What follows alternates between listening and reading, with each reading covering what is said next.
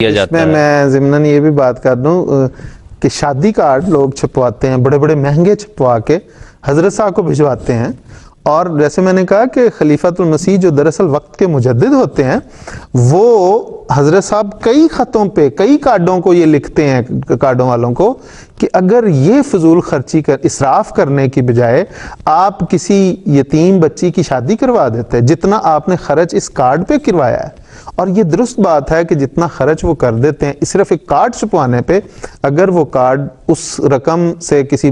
غریب کو کسی یتیم کی شادی اگر کروانا چاہے تو وہ ہو جاتی، اتنی بڑی رقم ہوتی ہے۔ اور میں نے جیسے کہا کہ یہ تو اسوہ ہے ہمارے لیے، حضرت خلیفۃ المسیح رابع کی بچیوں کی شادیاں ہوئیں، میں نے خود دیکھا، ہمارے پاس موجود ہیں وہ دعوت نامے رکھے ہوئے ہیں ہمارے لیے، تو وہ ایک تبرک ہے۔ حضرت صاحب کے بیٹے بیٹی کی شادی ہوئی ہے موجودہ حضرت صاحب کے، حضرت امیر المومنین کے، تو ان کے بھی وہ سادہ سے 2 ورقہ عام کاغذ پہ چھپے ہوئے دعوت نامے ہیں، اور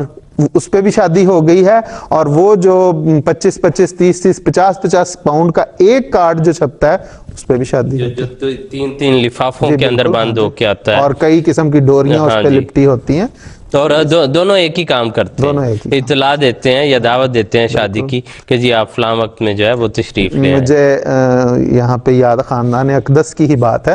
حضرت میر داؤد احمد صاحب کی غالباً پوتی میر قمر سلیمان کی بیٹی کی شادی تھی، تو صاحبزادی محترمہ صاحبزادی امت الباسط صاحبہ نے اپنے ہاتھ سے وہ خط لکھ کے اس کو پھر وہ بھجوایا، اور بڑا خوبصورت ہے، لوگوں کے لیے وہ تبرک ہے، وہ تو زیادہ عزت افزائی کی بات ہے، اور اس میں زیادہ خلوص جو ہے وہ بھی نظر آتا ہے۔ بالکل ٹھیک ہے دیر صاحب۔